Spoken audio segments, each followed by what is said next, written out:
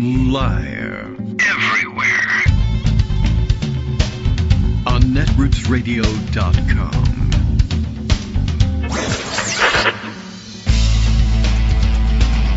David Waldman. Kagro. In the morning. Now, here's David Waldman. Hey, good morning, everybody. How you doing? It's Tuesday, January 14th, 2025, and time for another direct call for the impeachment of Donald Trump. I guess he's not the president at the moment, but it doesn't matter, for one thing. And when he becomes president later, it also will be open as a possibility. Of course, Donald Trump may decide to arrest everybody who says it in contravention of the, what do you call that document again? Constitution of the United States. But it's still in effect for the moment. Anyway, yeah, big news today, I guess, is the release of Jack Smith's special counsel report, at least the volume of the report having to do with the election case in Washington, D.C., you know, the one where Donald Trump, who's going to be inaugurated as president next week, tried to overturn the results of the 2020 election that he lost with false claims about voter fraud, et cetera, and then sending an armed and violent mob to sack the Capitol. I think you may recall that this happened. But the report is out, and, there weren't any surprises in it, I don't think. It tells the narrative of what happened, and does have some new material in that he's asked to draw a conclusion at long last. And as most reporters who are covering the report are highlighting, there's the conclusion is, yes, we absolutely do think we could have obtained a criminal conviction on the basis of the evidence that we marshal here in this report. We just didn't get the chance to do it because Trump was elected, and the Supreme Court said that he would be immune from prosecution. Well, the Supreme Court said he'd be immune from everything so long as it was an official act. We, of course, are charging him with things that we think are pretty clearly and demonstrably unofficial acts. In fact, we rewrote our indictment to make sure that we were doing that. But we're also, of course, laboring under the norm, the rule, the assumption that the Department of Justice cannot and should not be prosecuting sitting presidents for criminal violations.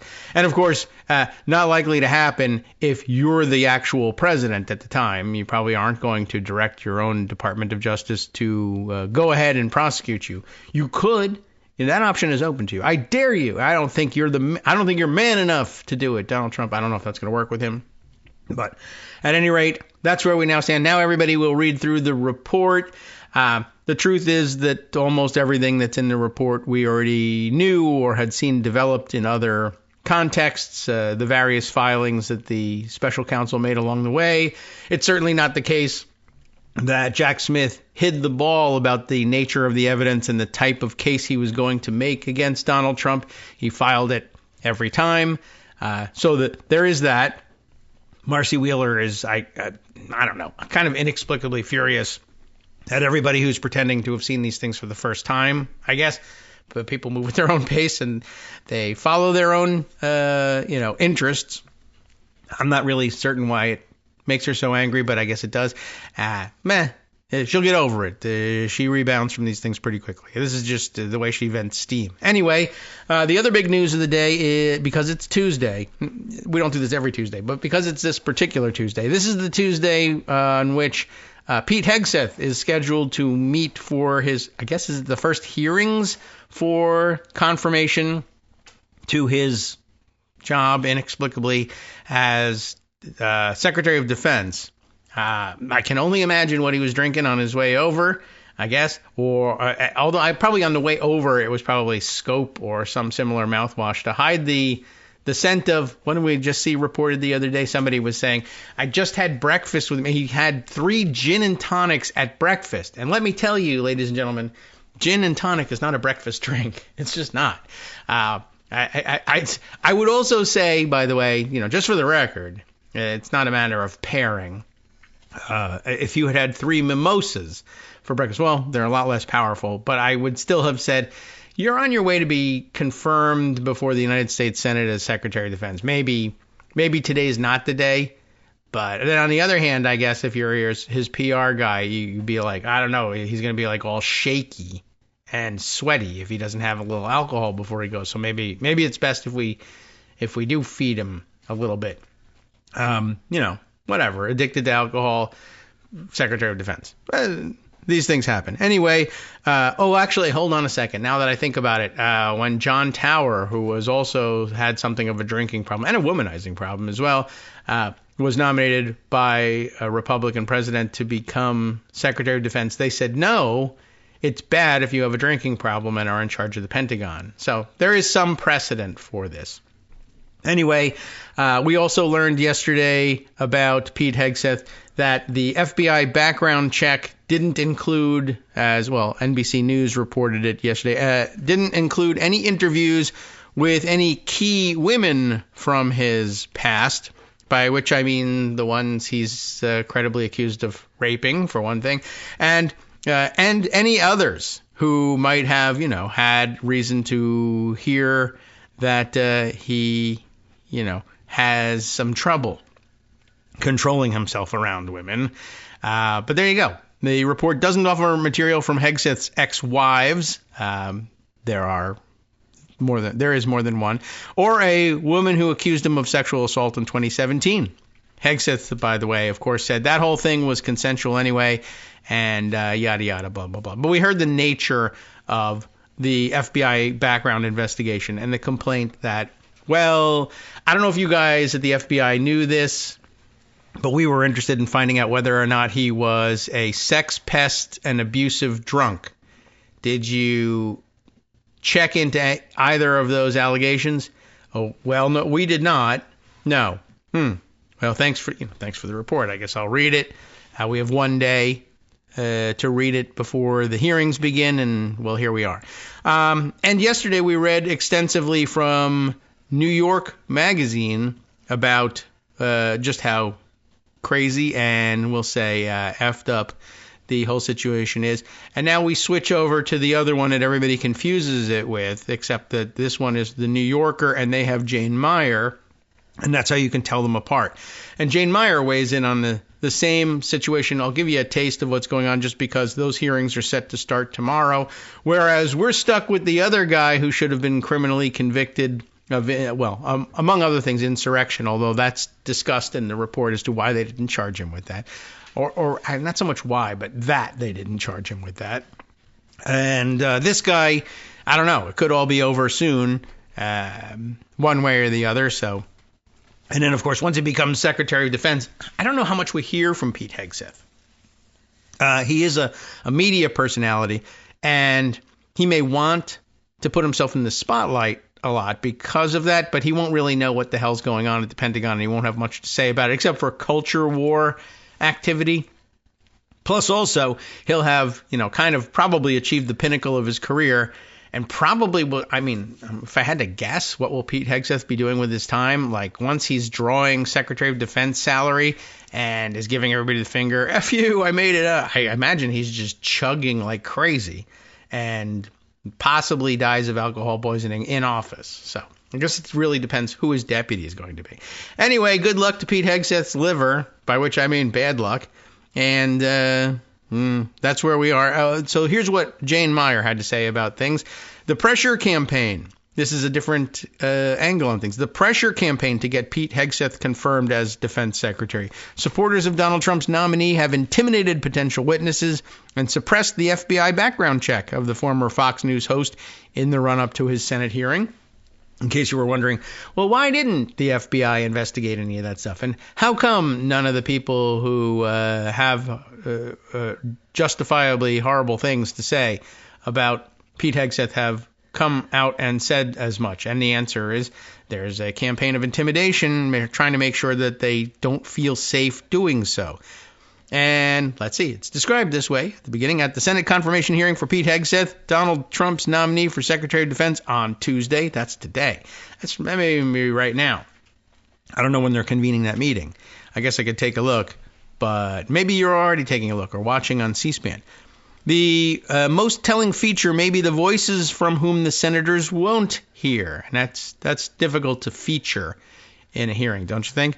The Trump transition team has waged an intense and in many ways unprecedented behind-the-scenes campaign ahead of the hearing to intimidate and silence potential witnesses aimed at keeping Republican senators in line and in the dark.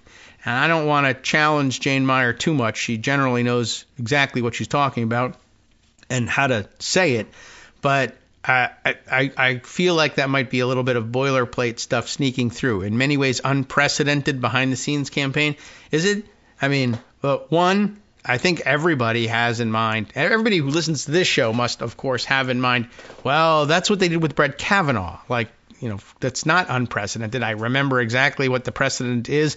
It's not that old, and this is the same thing. You have sort of what amounts to a fake FBI background check that looks into, I would say everything but I don't know. It looks into some limited scope of things. No one ever said he cheated at cards. We found that out. That wasn't the question. But doesn't look at the one that everybody wants investigated. So there's precedent for that.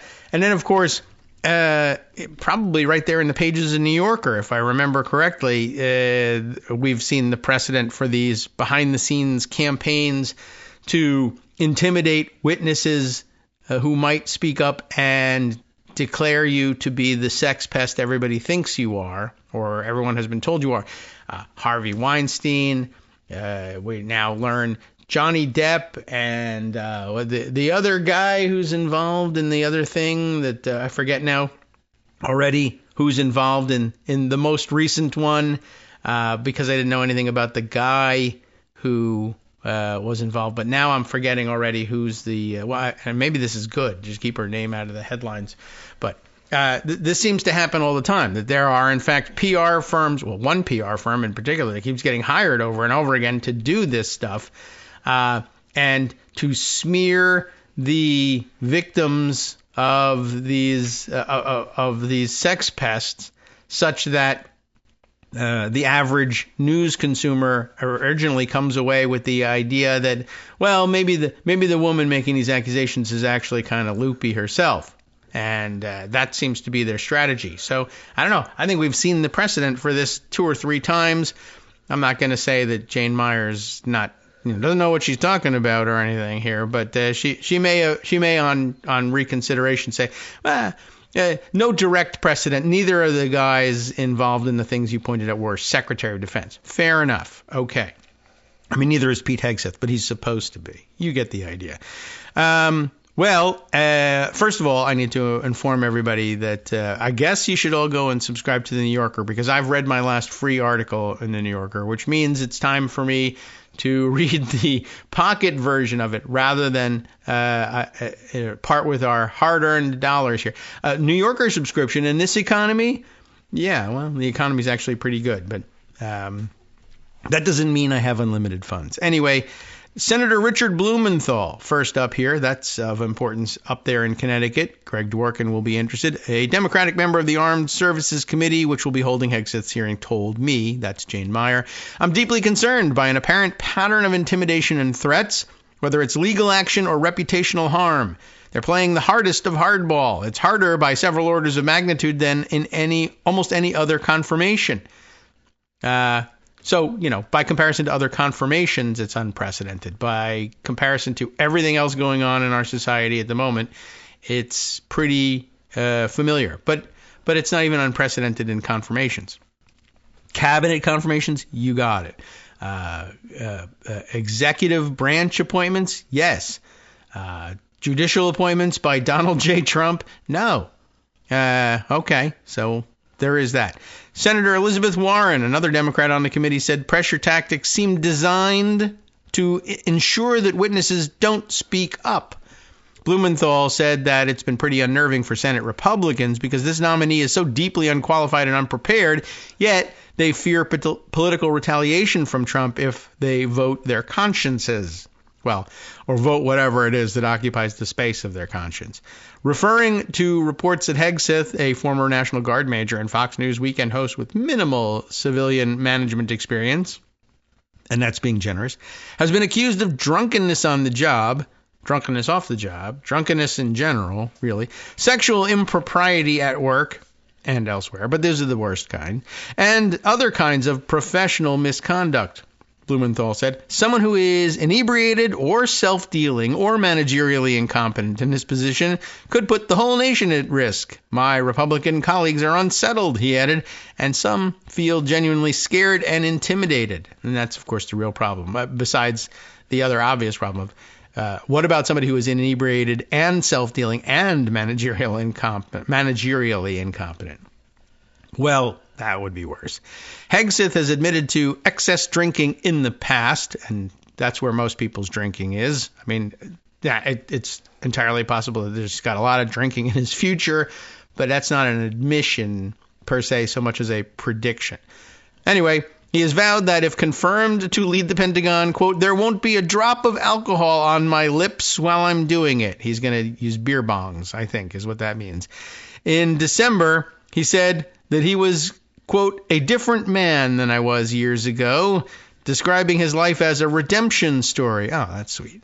But even as he attempted to reassure senators, additional reports continue to raise questions about when and whether he has reformed. As recently as the spring of 2023, according to an account shared last week with the New Yorker, Hegseth ordered 3 gin and tonics at a weekday breakfast meeting with an acquaintance in Manhattan.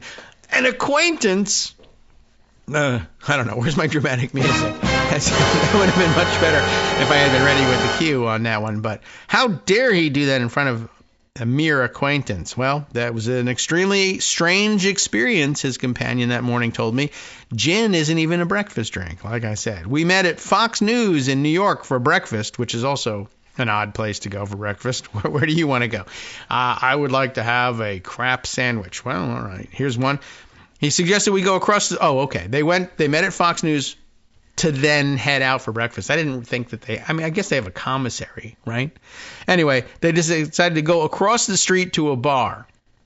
So I guess you should pull out Google Maps at home and tell me what bar is across the street from Fox News. By the way, I'm thinking now that I did see yesterday the story that Pete Hegseth, culture war thing, like I said, this is where he'll put himself in front of the cameras, is in favor of renaming all the Army bases, reverting back to Confederate general names for the Army bases, which he's like, well, those are the quote unquote traditional names, so we should go back to them, like Gulf of America. Right. Changing names is nothing if Trump is good with it. But for whatever reason, by the way, I've never come across the really good explanation for why would it be good to spend time unchanging names in order to change them to Confederate generals. I've not had anybody give me a good explanation of that one yet. But anyway, I thought that was interesting. We should, speaking of renaming, like if you own I'm thinking a dive bar outside of an Army installation, you should just rename your bar Fort Hegseth and just see how that goes over.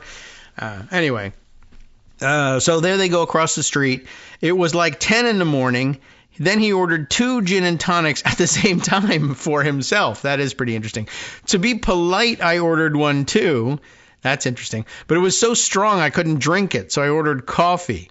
Then he had a 3rd gin and tonic. Now, the real test is, did he drink yours? That's not in here. He had a 3rd gin. I don't know how he could pass a security clearance, but they're trying hard to create a culture where whistleblowers are uncomfortable coming forward. That's interesting. The witness to this event made note of that. Neither Hegseth's lawyer nor a spokesman for Trump responded to requests for comment. They were all drunk. Hegseth has denied all allegations of misconduct, including the accusation of rape stemming from an alcohol-fueled extramarital sexual encounter in 2017, which he describes as consensual, but doesn't really encompass, any good explanation for why was she wandering around in a daze in the hotel, lost, and, it wasn't an alcohol-fueled thing. It was a roofie-fueled extramarital sexual encounter, but the legal department at New Yorker wisely probably tells them not to say that. If we had a legal department, we'd have them say that too. The accuser reported the encounter to law enforcement, which brought no criminal charges, but Hegseth subsequently reached a financial settlement with her. The dismal science says he did it. Shrouded behind a non-disclosure agreement, Hegseth revealed none of this to the Trump transition team, but when the Washington Post reported it in November of 2024, Hegseth's lawyer claimed that his client had been blackmailed into the settlement despite his professed innocence because he feared losing his job at Fox. Sure, he was so scared of losing his job at Fox that he regularly boozed it up and showed up to the set drunk, stinking of alcohol. No one was firing this guy. Hegseth's account, however, has raised concerns about his vulnerability to extortion if he's confirmed, but that's actually a plus, I'm sure, in Trump's book. Greg Kelly, a former Fox News host and former pilot in the Marines, published an essay this week arguing that Hegseth's apparent susceptibility disqualifies him for national security posts under a long-standing executive order signed in 1953, which explicitly bars individuals with vulnerabilities such as blackmail from positions of national security. If I'm not mistaken, that executive order is the standing basis for having background checks at all for people appointed to high office or, hired to lesser offices. The reason there are background checks for these people is to comply with the strictures of this executive order. But, to hell with that.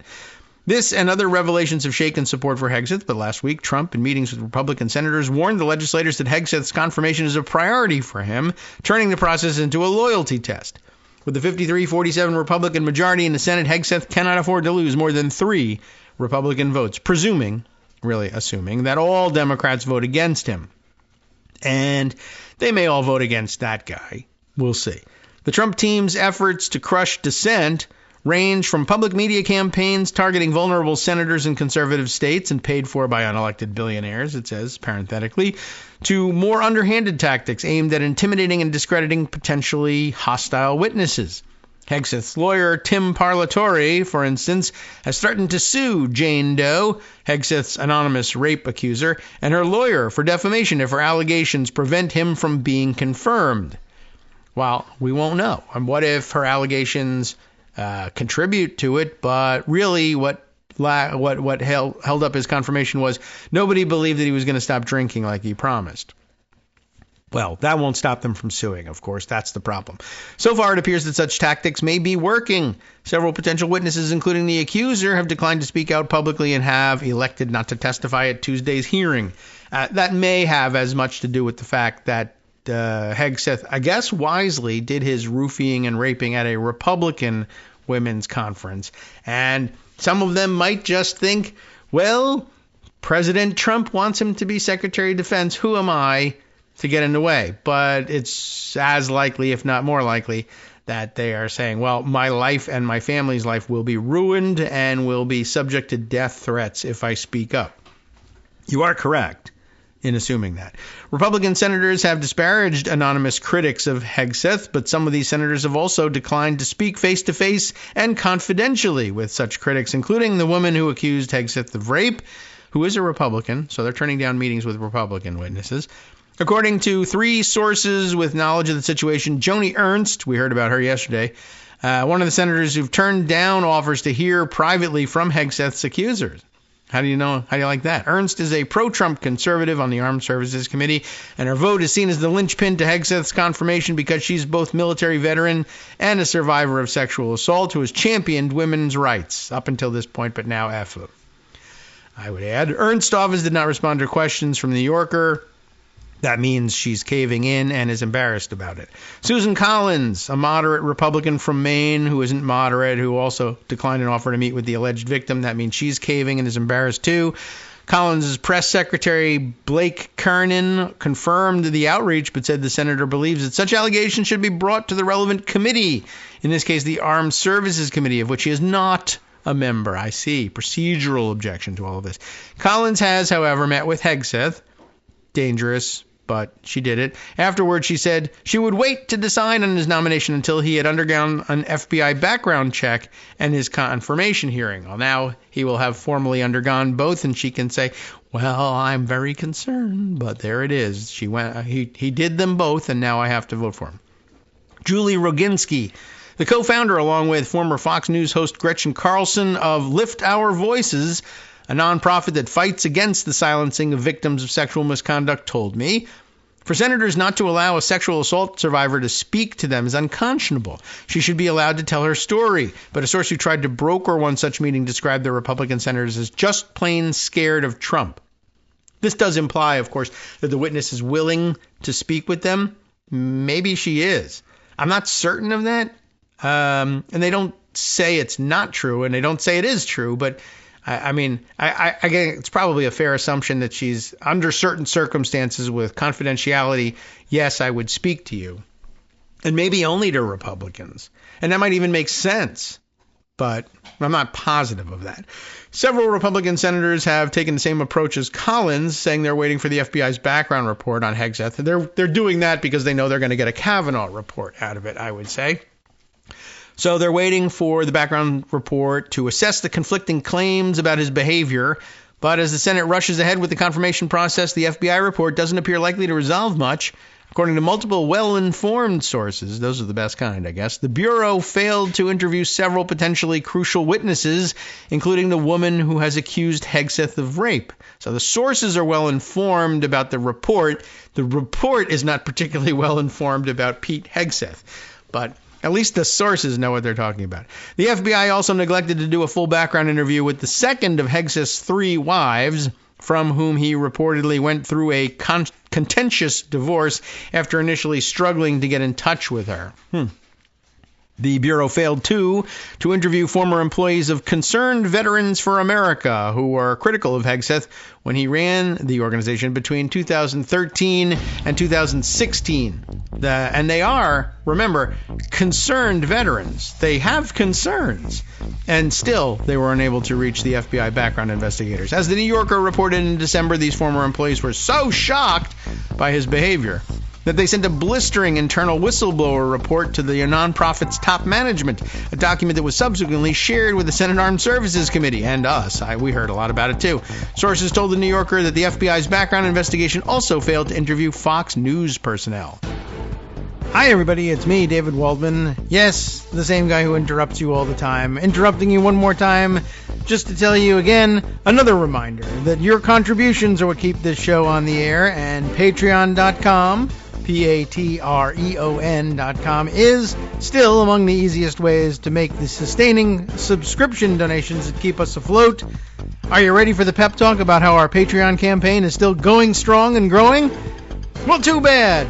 Yeah, the plain fact is we actually are headed in the wrong direction, and whereas we once had about 175 monthly patrons, we're now actually down below 150. Time to recruit some more. Not exactly the kind of news I wanted to share, but there it is. For those of you in a position to support the show, Patreon.com does make it easy to make those secure, recurring monthly contributions to do so. Patreon.com/KagroX gets you straight to our donation page. We've been through a lot together. The worst of the pandemic, we hope. The worst of the insurrection, we hope. So go ahead and treat yourself. You don't need an excuse. Give yourself the gift of a little something you enjoy in life. Support the show. And of course, if you happen to prefer using PayPal or even the Square Cash app, we're up and running on those options too. So thanks again, everyone, for all your support. We couldn't, or at least shouldn't, do it without you. Hope you'll be on board soon too. Thanks for all your support. All right, welcome back now to the Kagro in the Morning Show here on Netroots Radio. I'm going to tell you more about Pete Hegseth because, like I said, it's happening and it's astonishing. But yeah, perhaps we're going to be down to like 2 subjects today, this and the special counsel's report. Probably could have done 2 hours on either one. So let's see. We were in the middle of the New Yorker recounting of it. It is Jane Meyer, and you got to admire Jane Meyer, I guess. And right now we're mired in admiring Jane Meyer's report on this. We left off by pointing out that FBI background checkers also failed to interview anybody at Fox News, which, I would avoid talking to people from Fox News if I could too. But the reason, of course, that they should have spoken to people at Fox News is that these people that they failed to speak to are people who had described Hegseth to NBC News as smelling of alcohol on the job as recently as last fall. I guess they don't note it in their journals necessarily every day. that he smells of alcohol, but there was this. Instead, sources say that the Bureau settled for an interview with a public relations official at Fox. The FBI declined to comment for this article. That seems like a good one. Has Pete Hegseth ever smelled of alcohol to you? To me, no.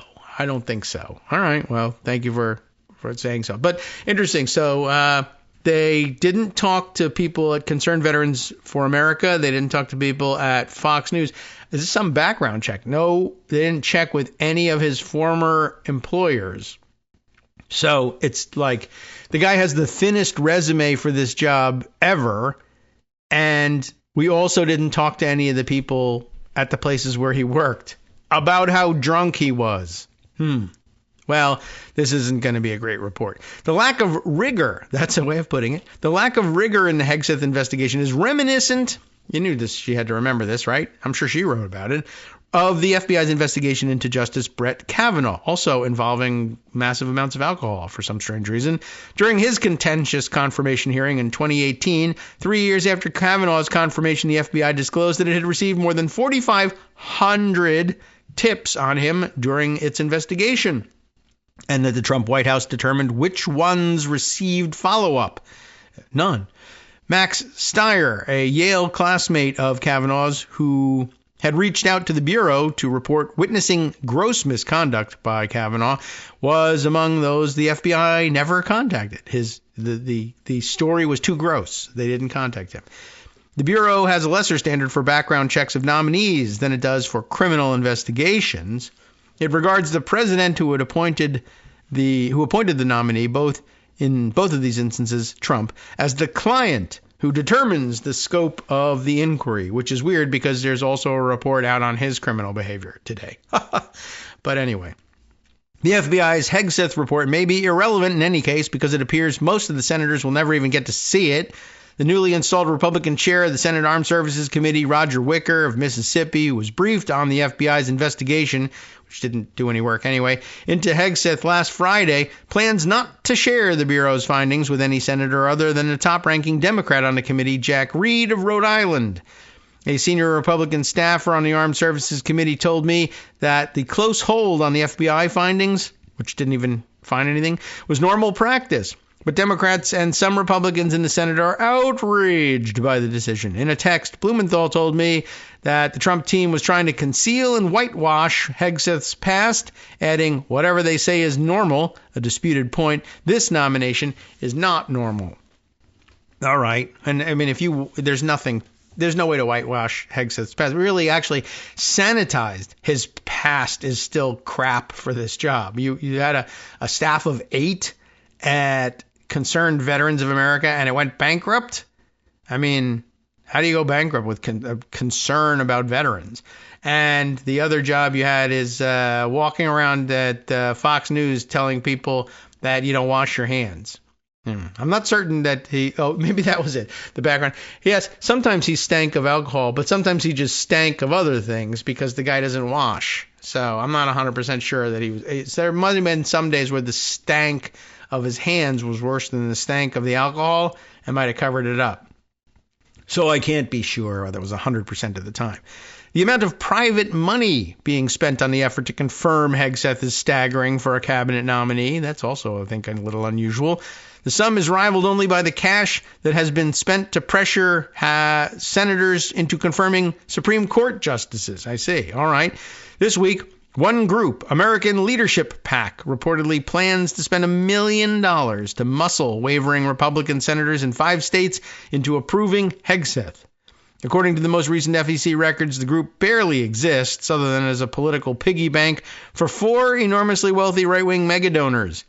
Federal records show that in the 2022 and 2024 political cycles, the group was funded almost entirely by the Texas oil magnate Timothy Dunn, Thomas Kligenstein, a New York financier who runs the conservative Claremont Institute, Bill Koch, a member of the oil and gas dynasty, we'll say, as British people do, and the founder of the petroleum coke business Oxbow Carbon LLC, and fourth, the Wisconsin billionaire Richard Uihlein, the chair of Uihlein Packing Company.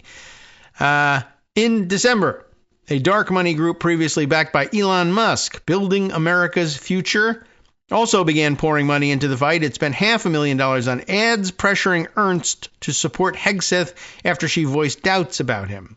Too bad. I would like to we should spend money to run the old Joni Ernst campaign commercial with her talking about how she has so much experience castrating hogs, about which she has forgotten entirely now.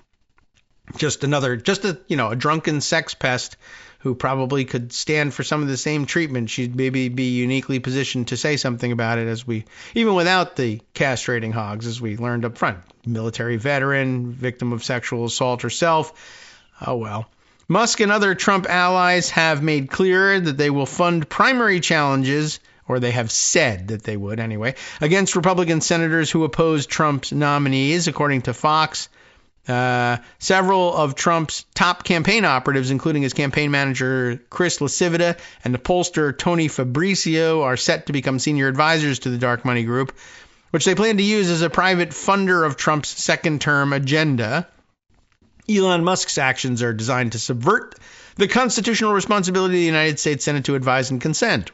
Senator Warren told me in a phone interview last week after Hegseth declined to meet with Warren before the hearing. Oh, I didn't know that. He wouldn't even go. How is he going to stand up to the Russians? Yeah. She sent him a 33-page letter. I thought that was excessive, but that was once he ducked the meeting. I'd send him a long letter, too. Demanding answers. She's not going to get them. He couldn't pass a background check for a job at the mall, she said. He's the most unqualified nominee for Secretary of Defense in U.S. history.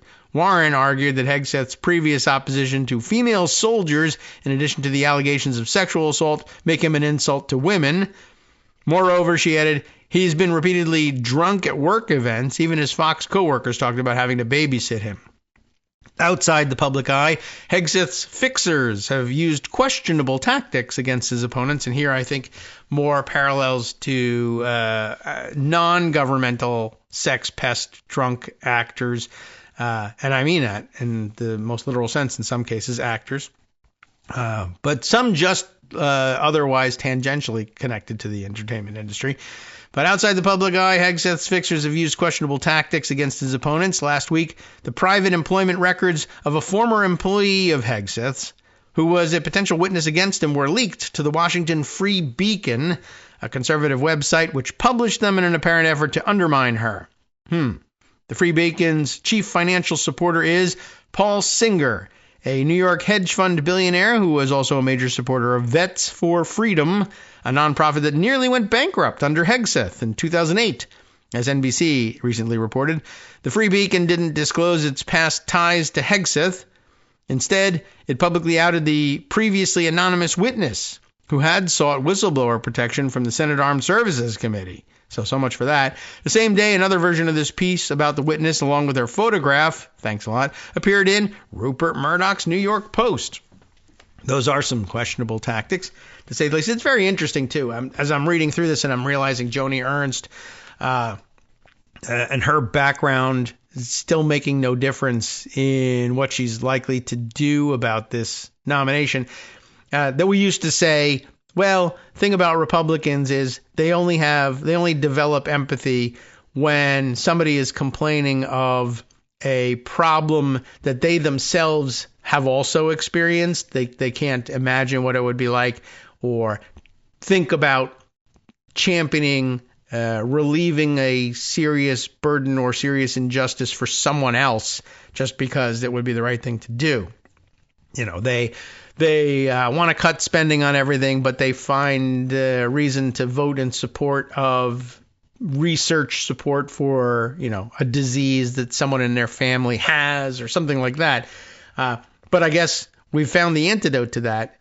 If that thing that you've personally experienced and so therefore are dedicated to combating in the public forum in policy-wise, puts you in opposition to something that Donald Trump personally wants to do for some reason, you have to give up your experience. You can't bring it to bear. The survivor of sexual assault, well, F that. Donald Trump says you have to put it aside because, after all, Donald Trump is out there sexually assaulting people all the time. So it's important that you put that aside because if you don't, we can't work together because I'm a sex pest. And we've found the limits. Republicans say, yeah, all right. I'll be a hypocrite about being a hypocrite. I guess it's not that hard. I'll go ahead and do that. I think that's pretty interesting. And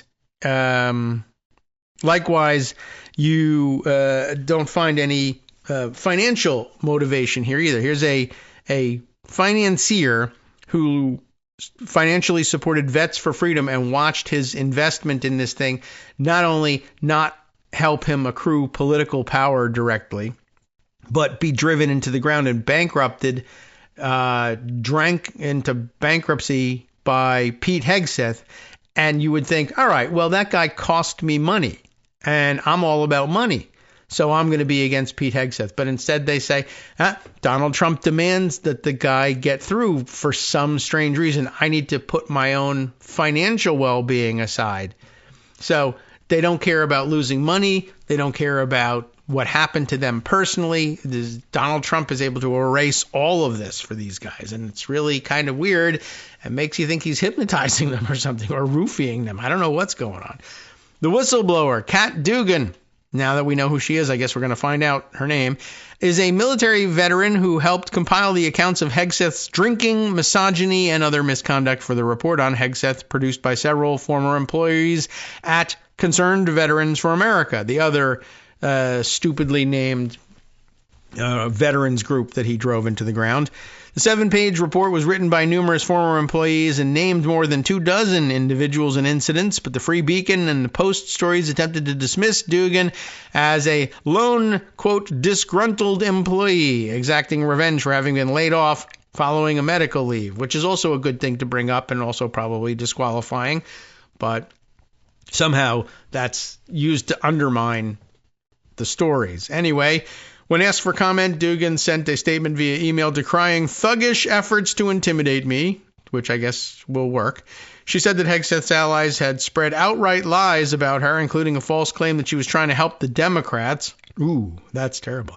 She described herself as a registered Republican with 21 years of experience in the Army and as a defense contractor, and said that she had left Concerned Veterans of America in 2015 by mutual agreement. So I don't understand. She denies all the charges. How come that's not good enough for these guys? Well, Pete Hegseth is busy denying all the charges himself, and he gets to go first. And again, if you thought, well, a veteran and a registered Republican and a worker at a Republican-leaning PAC, surely they're going to be on her side. The answer is no. She said that she had not communicated with any Democratic members of the Senate and had not provided any news organization with the whistleblower report on Hegseth. And maybe that was your problem, but I can't blame you. If you had handed it to Democratic senators, I don't know what would have happened. Nothing. As for her agenda, she said, I am for fair process of vetting this cabinet nominee, period. Oh, well. Dugan insisted that she was, quote, not intimidated by what she called a smear campaign. Nonetheless, she decided that the personal and professional costs of testifying at this hearing were too high, which, means that she was intimidated. But I understand. You have good reason to be intimidated. I can appreciate that. But you should, I don't know, you wouldn't want to go on the record saying, yep, I was intimidated. I understand that too. Reporters have been targets for Hegseth's defenders too. Arthur Schwartz, an advisor to Hegseth who reportedly has close ties to Donald Trump Jr., which probably means sharing cocaine, I guess, sent me a link to the Free Beacon story about Dugan with a text message saying simply, "You're such a ridiculous buffoon." Wow, she really heard it from him. Holy cow. The insults and intimidation, however, have failed to stanch a growing flood of negative stories on Hegseth, including several from conservative outlets. Both the National Review and the National Interest, never heard of the National Interest, have published scathing appraisals of Hegseth in the past few days. In the National Review, John Fund, in a piece titled "Pete Hegseth is a Walking Dead Nominee," argues that the appointment was a mistake made while Trump's chief of staff, Susie Wiles, was taking a few days off. That's actually kind of funny, except for America. During this period, self-described disruptors such as the talk show hosts Tucker Carlson and Dan Bongino persuaded Trump to appoint unqualified favorites of theirs, including Hegseth and Matt Gaetz, Trump's aborted pick for Attorney General. Bongino, is it Bongino? I don't know if I've ever really heard that name out loud, but it's spelled that way. Bongino. I think I keep thinking it's Bonino or something, but it doesn't look like it. Anyway, he denies the whole thing. Though Gates' nomination blew up immediately, Fund wrote, Hegseth is held on, aided by a thuggish group of online MAGA satellite players who threaten anyone who raises objections. Christian Witten. It's interesting that they didn't do that effectively, I guess, anyway, for Matt Gaetz. Maybe the thought was he could do it all by himself. Christian Witten, W-H-I-T-O-N, 1T, a senior fellow at the Center for National Interest who worked in the State Department under George W. Bush and Trump, wrote an article laying out a nightmare scenario, in which Hegseth, with his lack of expertise, might have to advise Trump, with his lack of expertise, on how to handle or respond to a nuclear strike. Yikes. The Washington Post's editorial board has identified Hegseth and Robert F. Kennedy Jr., Trump's choice for the Department of Health and Human Services, as the cabinet secretary nominees, too unqualified to be confirmed. And remember, they gave thumbs up to everybody else.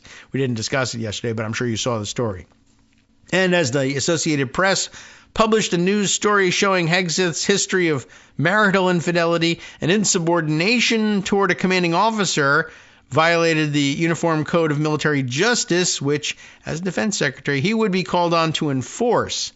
The report quoted Chuck Hagel, former Republican senator who served as Barack Obama's defense secretary, as saying, you can't minimize how important character is in leadership, unless you try, I guess. It remains to be seen whether Trump's enforcers, whom Senator Sheldon Whitehouse, a Democrat from Rhode Island figuring huge in this, has called MAGA's flying monkeys, will succeed in pressuring Republican senators to confirm Hegseth. At the earliest, the Senate vote would be on January 20th, following Trump's inauguration.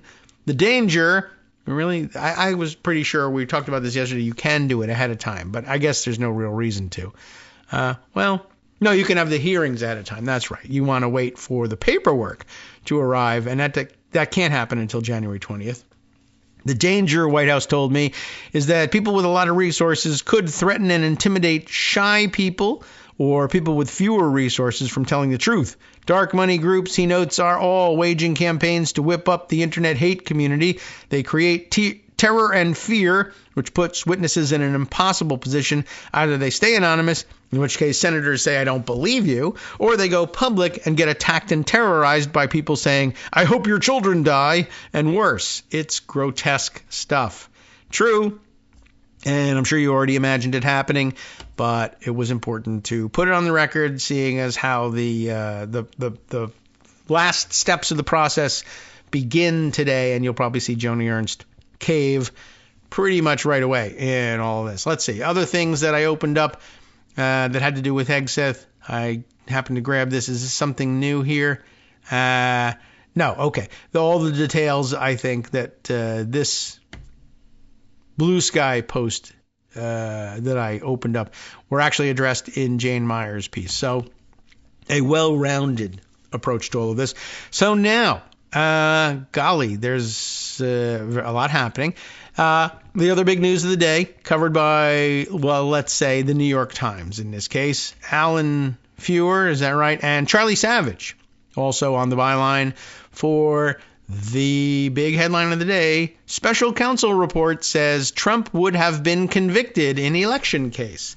That's quite a conclusion to reach, but they're probably right about that one. So the drama as we left it yesterday was that Eileen Cannon had somehow injected herself into the process even of blocking the release of that volume of the special counsel report, which was never in her court, even though both volumes were actually outside of her jurisdiction at the time she issued this ruling. But Tanya Chutkin in D.C., of course, was overseeing the subject matter of Volume 1 of the report. Eileen Cannon, however, decided that she was going to stay the release of the portion of the report that had nothing whatsoever to do with her. and stall the release of the portion of the report, the case surrounding it having been bumped up to the 11th Circuit at that time anyway. But then not only did she have a stay, but if the 11th Circuit decided, shut up, you have nothing to do with this, get out of the way, and you can go ahead and release the report that is actually relevant to this jurisdiction, she purported to have issued an order delaying the release for 3 days after that anyway, even though it would also cover that portion of the report which had nothing to do with her jurisdiction or the 11th Circuit's jurisdiction, the D.C. case. And for whatever reason, the entire DOJ decided to honor the validity, I guess, of they appealed it, but there was no chance to get an appeal done before the 3 days ran out, which ran out, I guess, at midnight last night. And then everybody spent the hours between 10 and midnight yesterday on Blue Sky saying, well, Merrick Garland, or whoever's responsible, should release it at midnight just to show that they mean business. And then other people saying, yeah, right, Merrick Garland, he'll never have the guts. Well, around midnight, they went ahead and did release that thing, which helpful and all. But it would have been interesting to see them release it the day before the stay ran out and just say, that's not real. Her stay is garbage. And the report's coming out, and I guess we could have somebody sue and try and hold up actual policy versus one rogue idiot judge and, give us a reason to talk about building a record for impeaching her at some point. Go ahead. But instead, the clock ran out and they released the report. So that was the drama behind it. Now the drama of the report itself.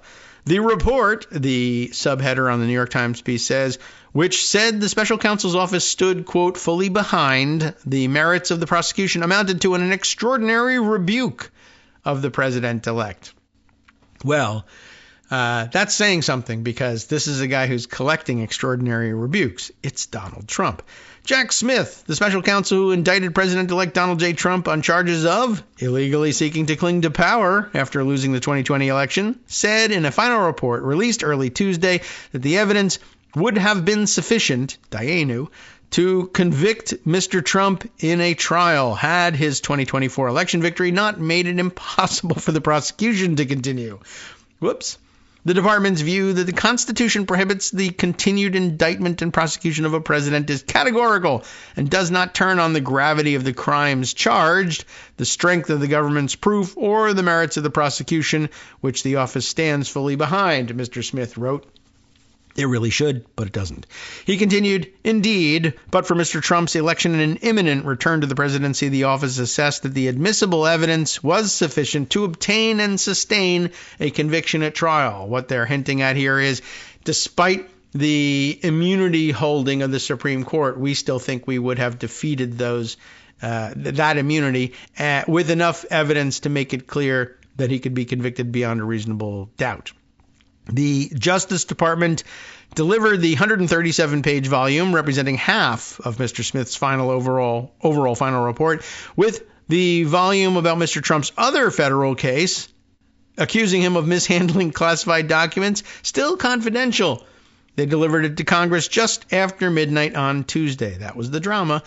The report amounted to an extraordinary rebuke of the president-elect, capping a momentous legal saga that saw the man now poised to regain the powers of the nation's highest office, charged with crimes that struck at the heart of American democracy, which is maybe why that policy is dumb, of not prosecuting sitting presidents. Sure, I understand not prosecuting them for parking tickets, but, things that go to the heart of his ability to actually do the job, well, why not? No one contemplated anybody being charged with those. That's all.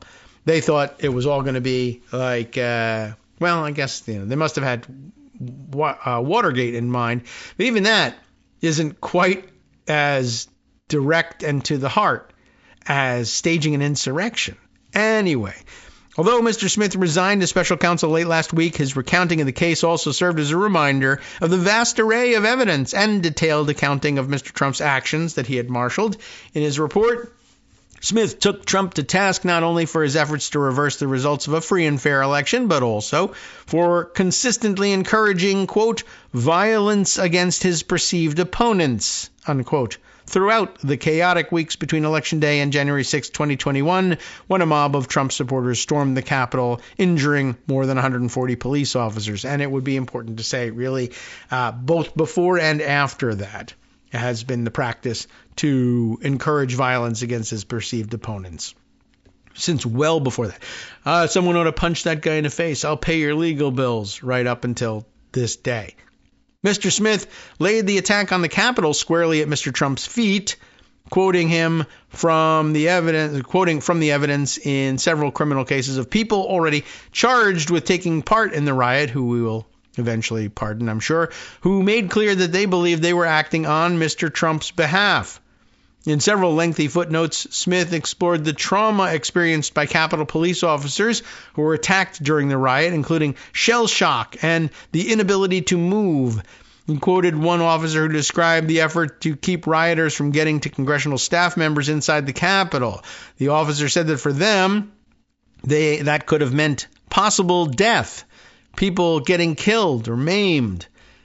Another officer recalled rioters trying to beat up the police with such ferocity and wondering, what are they going to do to somebody else that's in here? That's maybe a staff or congressman or somebody with the press. What are they going to do to them? You know, like, we can take the beating, and I don't know if these other people can take the beating too. Nobody really can take beating, but okay. The report's description of this violence was all the more remarkable given that Trump has repeatedly vowed to pardon many January 6 defendants. We got some more stories about that as well, possibly including ones who assaulted police officers on that day. Oh my God, they're hypocrites. The report also gave a sense of the scope of Smith's inquiry, noting that his team had interviewed more than 250 people and obtained grand jury testimony from more than 55 witnesses. Smith said the work of the House committee that examined the Capitol attack and predated his investigation was only a small part of the office's investigative record. So if you've read that, you got more reading to do.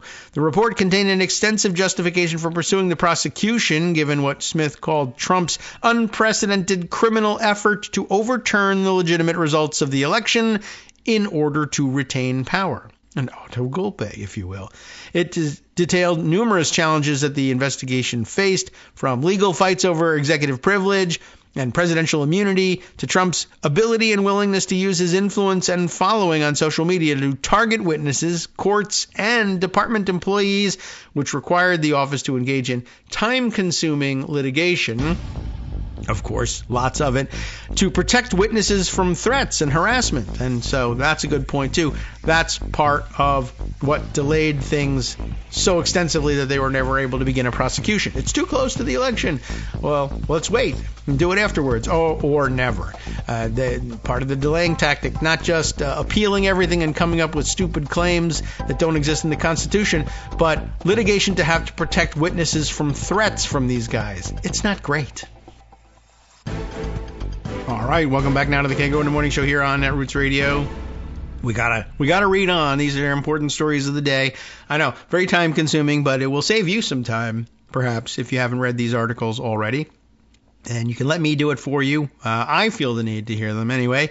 So we left off noting that one of the most serious time sucks, I guess, in all of this was not only litigating every stupid appeal from Trump, but litigating the protection necessary for witnesses that they were busy intimidating this whole time. An interesting delay tactic, to say the least. Another of the serious obstacles prosecutors faced, indeed one of the most serious, Smith wrote, was that the attempts to hold Trump accountable both for mishandling classified documents and for trying to subvert the 2020 election took place while he was seeking the White House again. Trump's announcement of his candidacy for president, while 2 federal criminal investigations were ongoing, presented an unprecedented challenge for the Department of Justice and the courts, Smith wrote. Given the timing and circumstances of the special counsel's appointment and the office's work, it was unavoidable that the regular process of the criminal law and the judicial system would run parallel to the election campaign. They knew that very well, and that's why they did it. The report contained little information about Trump's actions that had not already been made public through his indictment, filed in federal district court in Washington on August of 2023, or in a lengthy evidentiary memo that Mr. Smith filed in October, part of the fallout from the Supreme Court's ruling that Trump enjoyed presumptive immunity for his official acts as president.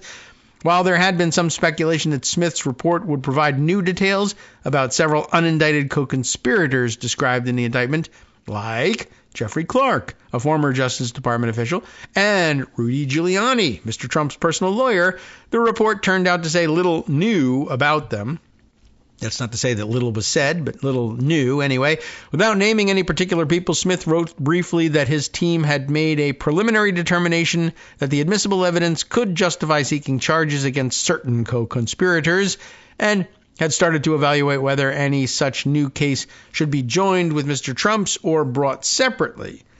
Because the office reached no final conclusions and did not seek indictments against anyone other than Trump, the head of the criminal conspiracies and their intended beneficiary, this report does not elaborate further on the investigation and preliminary assessment of uncharged individuals.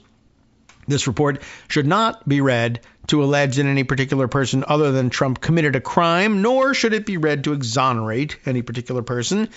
Too bad. The release of this single volume of the report came less than a day after a judge in Florida, the judge who oversaw Trump's other federal case, the one about classified documents, issued a ruling allowing it to be made public. Gee, thanks. But the judge, Aileen Cannon, who was appointed by Trump, also barred the Justice Department from immediately releasing, even to Congress, the second volume of Smith's report, which is about the documents case. Judge Cannon has scheduled a hearing on Friday in her home courthouse in Fort Pierce, Florida, to discuss how to handle that particular volume.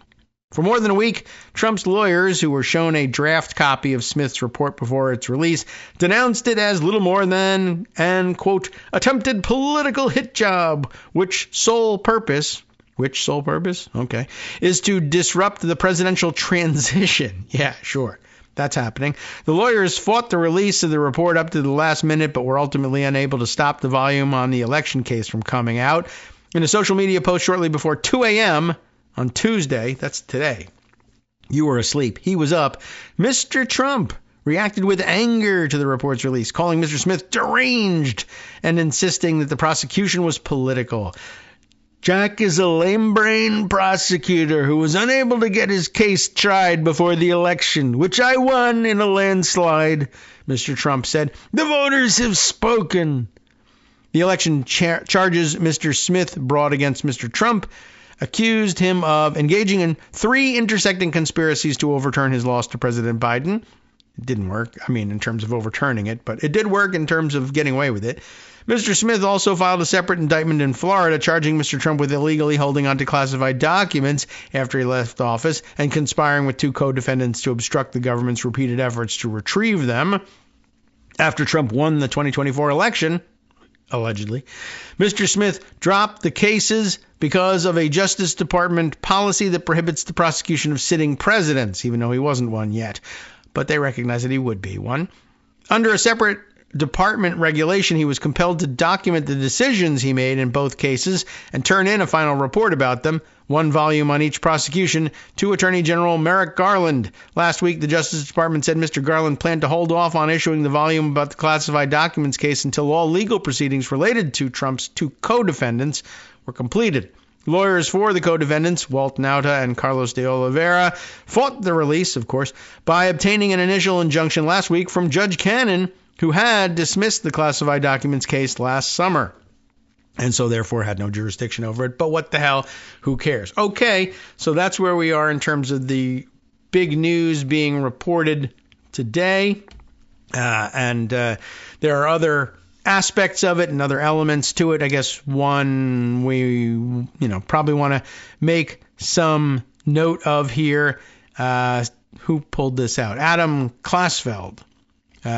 Reporter, MSNBC legal contributor on The Last Word, and senior fellow at Just Security. We do read from them all the time. And among other places that we have read. I don't know if we've ever read Adam Klasfeld or not. I can't recall. Maybe. Anyway, he pulled out this and posted it up on Blue Sky. Jack Smith's team considered bringing an Insurrection Act charge, saying there were, quote, reasonable arguments that it might apply, but ultimately finding that it posed a litigation risk.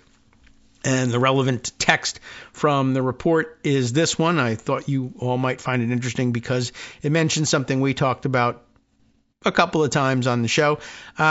This here, Section E, other charges that they considered. The office considered but ultimately opted against bringing other charges. One potential charge was 18 U.S. Code Section 2383, sometimes referred to as the Insurrection Act, which provides, and you'll remember exactly why this was so exciting to us, whoever incites, sets on foot, assists, or engages in any rebellion or insurrection against the authority of the United States or the laws thereof, or gives aid or comfort thereto, shall be fined under this title or imprisoned not more than 10 years, or both, and shall be incapable of holding any office under the United States.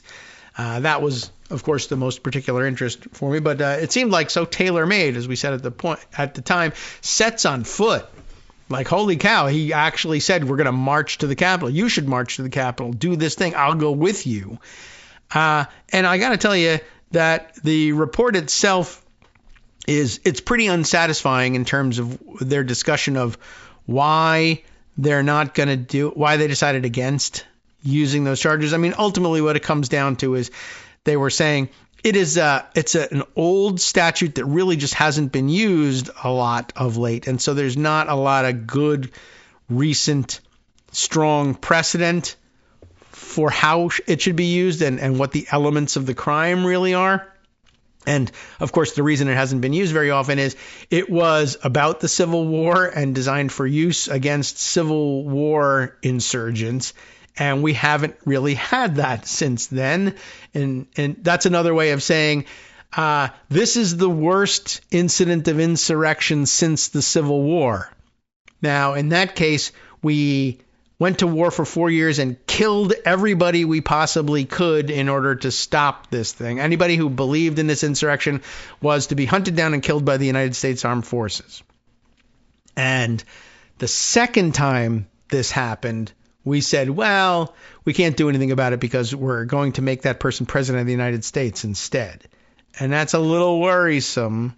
But yeah, it's kind of an unsatisfying section. The entirety of the section about 18 U.S. Code 2383 sets on foot was one of my favorites. Like I said, not only because it disqualified him from public office, but also, it was so clear. Sets on foot. They don't make any discussion of setting on foot, which I guess, I'm sure in elite legal circles they were like, well, there's so much else to that would hinge on this: inciting, assisting, engaging in rebellion. But sets on foot. Why did they ignore that? Maybe because they were saying, well, that's just such archaic language. These days, when you set an insurrection in motion using armed forces against the United States, they're mostly on wheels, you would guess, or tank tracks. Not so much marching on foot. Well, that's just, flowery language. But I don't know. I mean, they said march to the Capitol. They would have gone in armored vehicles if the ellipse was miles and miles away, I guess, and they could get a hold of vehicles, but they didn't need them. They were only a mile and a half away. In other words, this is how they go with this. This is the legalese on it. Cases interpreting Section 2383 are scarce and arose in contexts that provided little guidance regarding its potential application in this case. See, for example, United States versus Greathouse, an 1863 case, construing the original version of the act to encompass treason. By the way, treason. Did I say treason? Yes, I did. Consisting of arming a vessel in that case to commit hostilities against United States vessels in the context of the rebellion by the Confederate States. In other words, like again, the only direct precedent on this stuff is Civil War. There hasn't been anything as serious as this since the Civil War. And they were basically saying, people are going to be like, oh, it's like 150 years ago. That doesn't apply anymore. But we think we could prove it, but we're not positive like we are with the other stuff. so we'll just stick with the other stuff. That is too bad. I mean, as long as you weren't going to bring the case anyway, you might as well put the speculative charge in there. Why not? They should have indicted him on this the day before they released the report. We decided ultimately, what the hell? Why not? We'll indict you, just not, going to hold a trial. We can't. Anyway, they really just don't give any further consideration to this. What would we want to say in this? Right. All right. We'll just continue on with reading this. I had some other thought along the way. Maybe it'll come back to me. There also suggested you take a look at an 1864 case, United States v. Cathcart, rejecting legal argument that treason against the United States was legally impossible in the context of the rebellion by Confederate states, right? This was part of their defense. We can't be held guilty for treason against the United States. We were a different country. We were serving an entirely separate country. That didn't work, of course, because courts at the time held the secession to be illegal. Then an 1894 case simply titled In Re Grand Jury, where a grand jury charged describing an offense in the context of a labor dispute involving interference with transportation of the mail, at that point considered a more direct federal responsibility. And in another one, In Re Charge to Grand Jury, an 1894 case, again, charging that insurrection in a rising against civil or political authority and requires such a number of persons as would constitute a general uprising in that particular locality in the context of an offense against obstructing the mails. Trying to decide whether, where did this case arrive? Northern District of Illinois. Whether a labor dispute, maybe a rail dispute, that would have, they were essentially, it looks like they were trying to trump up charges. 1890s era, probably rail strike that prevented, you're preventing mail from moving, and that's a federal obstruction, and so therefore maybe we charge you with insurrection. And that was a little iffy at the time. Anyway, it does not appear that any defendant has been charged with violating that statute, 18 U.S. Code Section 2383, in more than 100 years, which, is just supposed to be a testament to, the Pax Americana, not really the worldwide global supposed Pax Americana, but peace here at home. We haven't had any insurrections since the Civil War. And that was probably because we dealt with it pretty harshly. But it wears off after a while, I guess, and you have to have a booster every once in a while. 100 years, and people forget why you shouldn't have insurrections. To establish the violation of Section 2383, the office would first have had to prove that the violence at the Capitol on January 6, 2021 constituted an insurrection against the authority of the United States or the laws thereof, and I think they could have done that. And then they would have had to prove that Trump incited or assisted the insurrection or gave aid or comfort thereto. And so they're very fretful about that. Is that right? Good word for that? By the way, if you've got a hold of a PDF of the report that was released, you will find this beginning on page 61 of the report. In the PDF, it's page 70. Because there's a letter attached to it ahead and some preamble, etc. But either way, if you're looking for it yourself, that's how you'll find it. So, but notice what they're doing here. Well, we didn't charge him because you would have had to not only prove that this was an insurrection, and then they go on to discuss, we might have been able to prove that because lots of courts actually said that about the January 6th activity. But we would have had to proven that he incited or assisted the insurrection or gave aid or comfort thereto. Why do they say that? Because, again, the statute said whoever incites, sets on foot, assists, or engages in any rebellion, or gives aid or comfort thereto. So they're quoting directly from it. But what are they leaving out? They're leaving out sets on foot. And this is a speech that he gives at the ellipse and says, let's march to the Capitol. This is how he violates it. Well, we would have to prove that he incited it. That would be helpful, yes. Well, we could just prove that he gave aid or comfort thereto. Sure, that would do it also. But what if you couldn't? All right, let's say you're afraid that you're not able to prove the incitement. Although really, honestly, the rest of the report goes on to say, yeah, we could improve it. We could have proven incitement. Probably. What about proving setting on foot? I mean, he said that. He said, let's march. But he didn't say, let's march and sack the Capitol. Maybe, but he did say, we got to fight and let's march.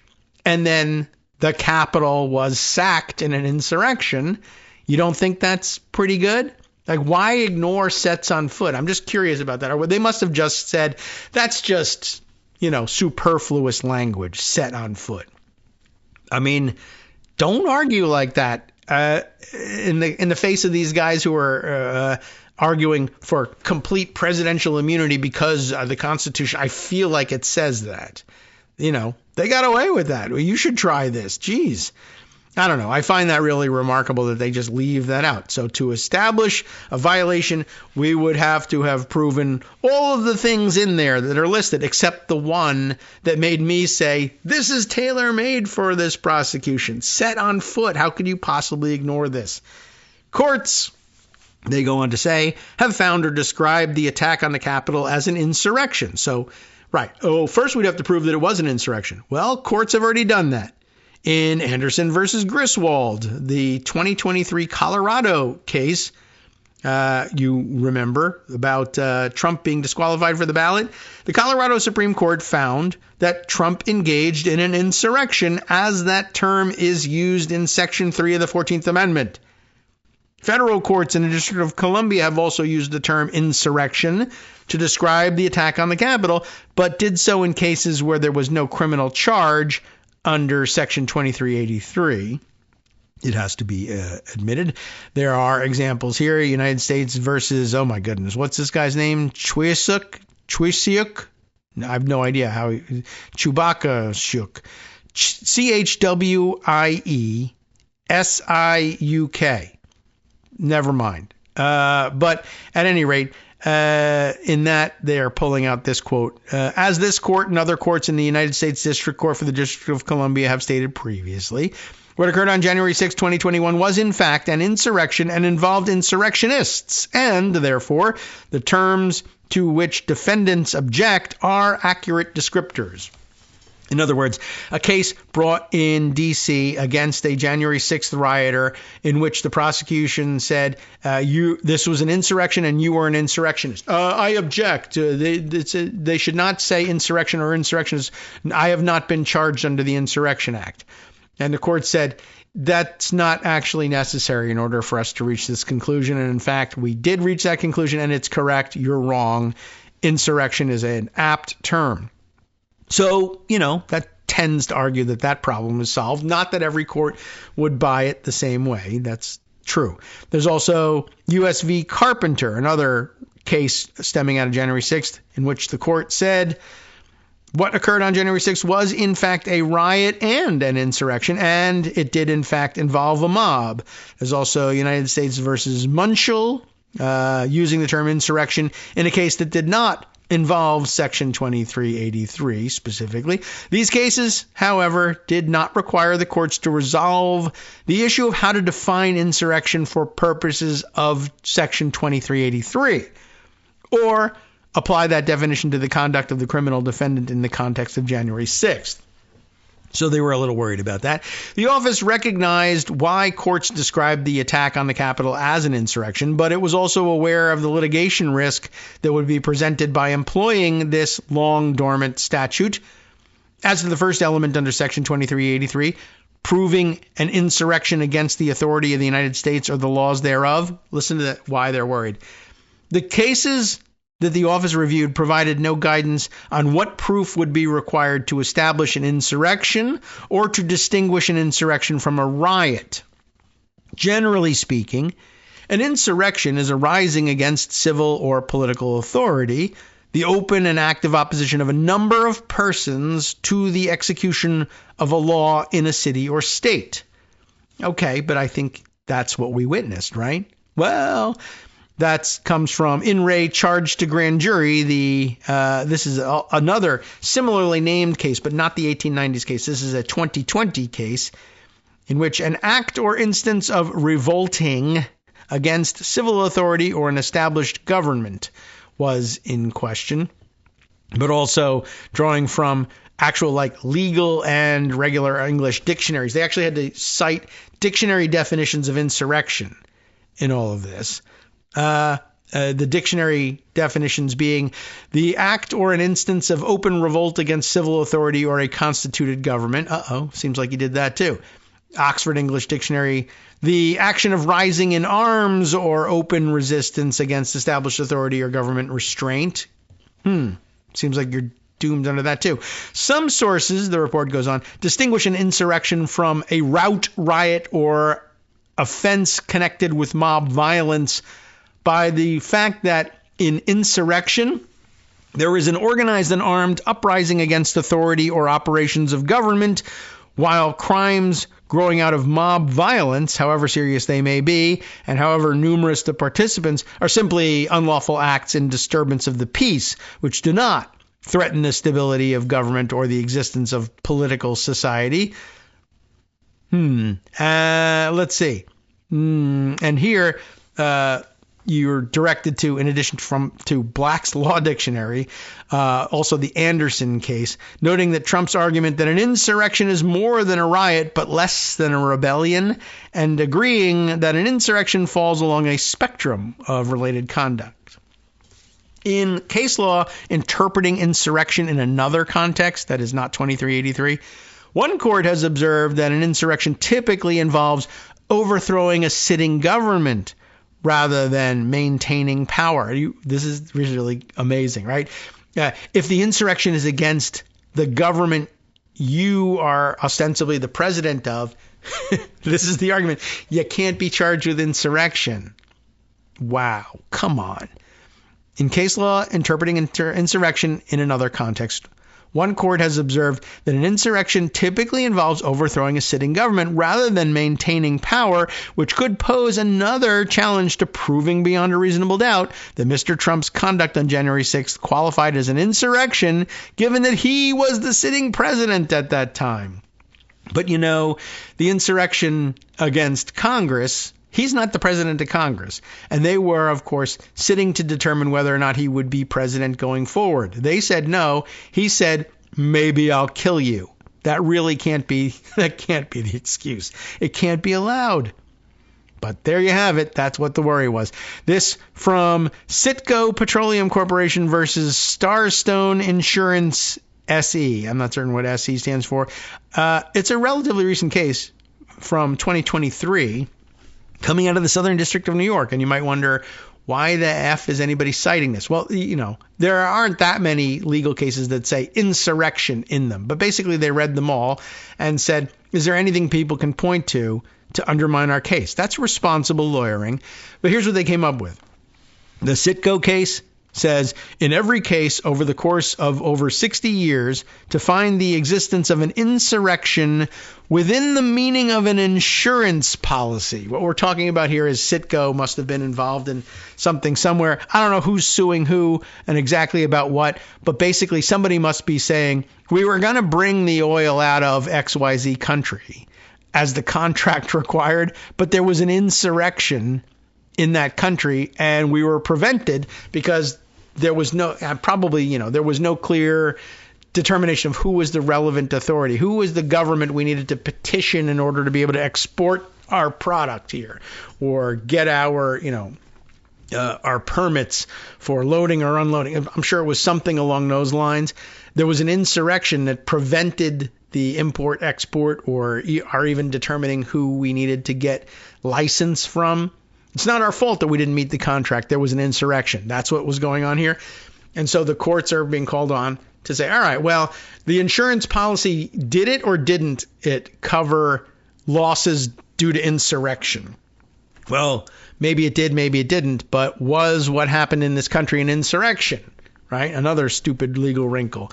That's what they're trying to figure out. And that's the best legal authority that these guys could find for, maybe we wouldn't be able to prove there was an insurrection, because they would say, well, in Venezuela, an oil company didn't get to export their and they said they weren't guilty of violating their contract, weren't liable for violating their contract because insurrection, but they used a different definition. I know, it's a different country, different context entirely. In every case over the last 60 years, whatever, of interpreting insurrection within the meaning of an insurance policy, the insurrection has occurred against, not by, the established, effective, and de facto government. Again, because Donald Trump is willing to attack even the government he heads, he gets a pass somehow. That's incredible. Wow. Anyway, there are other cases cited here. A 1974 case, Pan Am World Airways versus Aetna, another insurance case. The district court held that the word insurrection means, 1, a violent uprising by a group or movement. We have that. 2, acting for a specific purpose of overthrowing the constituted government and seizing its powers. Well, they were rising up against the not yet constituted government that was supposed to constitute itself 14 days hence, but we wanted to stop that and kill anybody who wanted to let it go forward. And so therefore, that's really it. That's actually where they are in all this. Wow. Well, anyway, time for us to take our third break. I know we're not covering a wide swath of stories, but I think these are the most important. And I don't know, to me, reading into the details of this section is more than you're going to get anyway from even the great reporting of Charlie Savage and others, whether it be in the New York Times, Washington Post, what have you. You got to read this stuff and ponder it a little bit, at least. I don't know. I don't even know if Marcy Wheeler is going to get to this section or not. We'll find out. Maybe she already has. I don't know. At any rate, I thought this was good additional information. Plus, we've been yelling about setting this whole thing on foot for a long time. Sup fam, it's your boy Darwin, aka Darwin_Darko, aka the most reasonable man in America, aka KITM's senior black correspondent. You might remember me from such recordings as Spacemen vs. Space Cadets and We Need to Talk About Joe Biden. Today, I want to bring you good news about that thing you've been struggling with. Do you suffer from giving too much of a damn? Do you turn on the series of tubes and find yourself outraged at the particular way some news organization strung some sentences together only to realize, nope, this is not some fictional hellscape? Well, guess what? You no longer have to accept the life of giving too much of a damn. You can do something about it, because even you, yes you, can be a show contributor. Now I know what you're thinking. Hey, Mr. Most Reasonable Man in America, I'm not some professional podcast talking guy. Don't worry about it. Do you have a smartphone or some other electronic recording device? Well, that's all you need. You too can have a segment where you can read us an important article and give us your take. Read one of your own original essays, or even just give us your commentary on something you'd like to share that's important to you. Fair warning though, side effects may include general punditry, having opinions and hot takes, getting stuff off your chest, and hearing your own voice. If your recording lasts longer than 5 to 7 minutes, please consult kagrox@gmail.com. That's KAGROX@gmail.com. All right, welcome back now to the Kagro in the Morning Show here on Netroots Radio. We've set on foot our last segment here. There are some other things we got to get to, but they're all related. I think it's permissible to do an entire show about this when you release a special counsel's report saying the president you're about to inaugurate next week, it really was guilty of insurrection, but whatever, we decided not to charge him. And look, again, as frustrating as this is, it is 100% responsible lawyering to cite contrary authority and let everybody know why you thought that charging Donald Trump under Section 2383 might not work. And there's plenty to disqualify him, to hold him guilty for insurrection, to send him to prison, listed here in the report. And I guess at this point, I'll just remind you just procedurally that you now have a special counsel report that basically outright states, yeah, we would have been able to hold him criminally liable for these charges. And he should have been, based on that, probably should have been disqualified from holding the presidency. And it's all done. It's all sewed up here. The evidence is there. The narrative is there, et cetera, et cetera. So I guess if you wanted to, just, to remind you of some of the things we've discussed on this show and in my own writing prior to this show years and years and years ago, some of you who may have been following one or either, or both rather, then you know that You can. I mean, I don't know that any Democrat really is going to want to occupy their time with this. But in the same way that everybody's favorite, Murdery Trader Greene, for a while occupied herself chiefly with with the discovery in the rule book of the motion to adjourn, and the privileged nature of a motion to adjourn, was attempting during Democratic control of the House to disrupt proceedings almost on a daily basis by making untimely motions to adjourn, just to disrupt proceedings and force the Democrats to muster a majority to vote either to table or outright vote against a motion to adjourn so that they could continue on with the legislative business of the day. That tool, of course, probably, I haven't read the new rules package, but probably still available to Democrats who want to do it. But, another thing you could do is you can make a direct proposition to impeach the president of the United States any day, any time on the House floor. And certainly if you're a designated floor leader, you can be recognized to do that. And it's of the highest precedence, our highest privilege, I should say. The precedents certainly exist. It's as easy, if not easier, probably, to disrupt proceedings with something. It's just, normally the norms that we're supposed to be respecting are that you don't just move to impeach the president every day, but you can. And anybody can. I mean, it is a little bit of a dangerous precedent in that sense. Murdery Trader Greene could have made motions to impeach Biden every single day instead of motions to adjourn. But I guess she recognized that would be crazy in the absence of any sort of document like this one, which actually would establish it pretty clearly, right? I move that we impeach President Trump. Based on what? Come on. You just don't like him? Well, no. The special counsel report that says he's likely guilty of serious crimes against the United States of America, but we're not prosecuting him for it because of the Justice Department norm against prosecuting a sitting president. Not precedent, but president. And by the way, why do we not do that? What if the sitting president commits serious crimes? Well, he'd be immune. Yeah, in a court of law, yes, from criminal prosecution. What recourse is there if a president continues to commit crimes of this sort, or just has never been held accountable for the crimes that they committed earlier, or for that matter has been, but is still the president nonetheless? The answer is you can always impeach him. That the courts always say that. It's a totally different sort of a thing. And there's no such thing as double jeopardy in impeachment, and, et cetera, et cetera. So I think it would be pretty obvious that you can make that motion. Of course, Republicans would make it their business to defeat it every time and would pull out all the procedural stops to make sure that they do defeat it every time. And I'm under no illusion about that. And even if there was one day when the Republicans simply could not muster, remember, they're working with a 1-seat majority. There's no better time than when you've been handed a special counsel report that says the president committed these crimes and we should have charged him with them. I wish we had more time, but we don't. And here's all the evidence for it.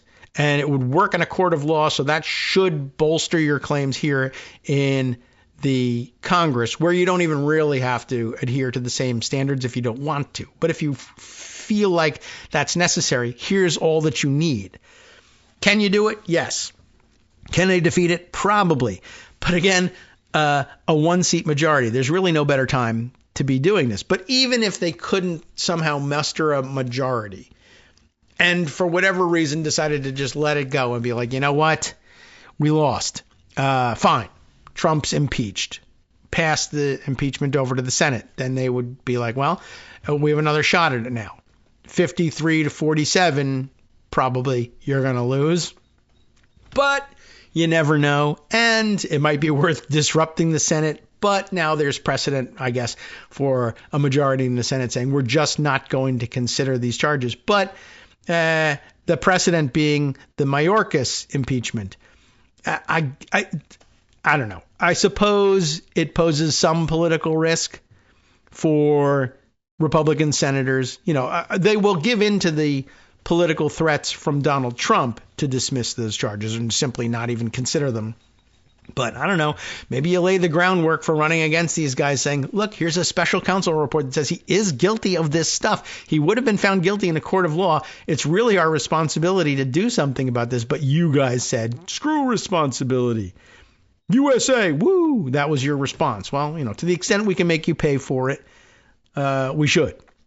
But I also recognize this is not the way that members are going to want to spend all their time. But every day in the House, they spend time basically on a roll call to find out who's there for the day, voting on the relatively unimportant question of whether or not to approve the journal of the previous day's proceedings. It serves a purpose, so they go ahead and do it. It's relatively innocuous, so they go ahead and do it. Nobody ever questions it, so they go ahead and continue doing it. But I guess all it is a waste of time to see who's here and who isn't. Because really, who cares whether the journal gets approved or not? And the journal, they're not even voting on substance. The majority party is voting yes just to count how many members they have present for that day. The minority party is voting no for the same purposes. And everybody knows it. But it's a huge waste of time for internal housekeeping duties. Who's here, who isn't? If you're going to do that every day because you need to know, it might as well be on a matter of substance. Right? You want to take the attendance each day? Forget the journal. Make a motion to impeach Trump daily. I know that's too bold for these Democrats, and it will only teach Republicans to do the same later on. But it's a possibility, and I thought I would put it out there. Just as a reminder, for those who remember way back in like 2004, 2005, where do you find it? In Jefferson's manual. It's in section 602, as I recall, 602 and 604. But the interpretive notes that go along with section 604 reminds us right at the top, a direct proposition to impeach anybody really, but the president in particular, is a question of high privilege in the House and at once supersedes business otherwise in order under the rules governing the order of business. It may not even be superseded by an election case, which is also a matter of high privilege. It does not lose its privilege from the fact that a similar proposition has been made at a previous time during the same session of Congress, previous action of the House not affecting it. As such, a report of the Committee on the Judiciary accompanying an impeachment resolution, and that being, impossible in this case, of course. But a report of the Committee on the Judiciary accompanying such an impeachment resolution is filed from the floor as privileged and is called up as privileged. The addition of new articles of impeachment offered by the managers but not reported by committee are also privileged. This, of course, will not apply because this committee will not tolerate, regular order for an impeachment. But a direct proposition by a member is still a direct proposition, and it has to be considered and has to be dispensed with. And they would dispense with it. They would, at best, I guess, table it. That's very interesting, sir. We're going to table it. But would they spend the 15 minutes doing it? Ordinarily, yes. You never know, I guess, these days, whether they would just say, by a new precedent, the speaker can dismiss the whole thing. Can we vote on that? And well, I object to that. Well, I overrule you. Well, I appeal the ruling of the chair. All right, we'll vote on that instead. But it's still a vote. Anyway, let's see. The addition of new articles, probably not going to happen. But anyway, talking about the privilege that's afforded such a proposition to a privileged resolution of impeachment, an amendment proposing censure instead, which is not privileged, was held not germane at one point back in 1998. They've dealt with this before. Let's see. When is this, by the way? Under 28 U.S. Code Section 596A, an independent counsel appointed to investigate a president may not be impeached. That's interesting. And a resolution impeaching such an independent counsel constitutes a question of privilege in the House. May be impeached. I didn't say may not be impeached is what I said, but may be impeached.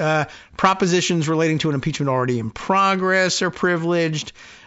Basically, it's a pretty strong set of precedent for demanding at least some disposition of the direct proposition to impeach. And it's very disruptive as well. Will Democrats want to spend all day, every day doing it? No, but they could. It's a weapon if you really feel like you need to disrupt things, and you might otherwise resort to a motion to adjourn. Then what the hell? Just make it a motion to impeach the president and get it in the news one more time. Anyway, just a suggestion. So let's see. We were in the middle of reading, the final report from Jack Smith himself, why they weren't using Section 2383 Insurrection Act against Trump. It's understandable. It's frustrating, and I think it's a little weaker than they think it is, but ultimately they probably have the best vantage point on how ridiculous will courts be in parsing any language available. Would they use an insurance case to say, well, that's not an insurrection, so therefore he gets off the hook on 2383? They might. They have to anticipate that possibility and game it out, and they've done that here. There's other things in here, though, as well, also relating to 2383.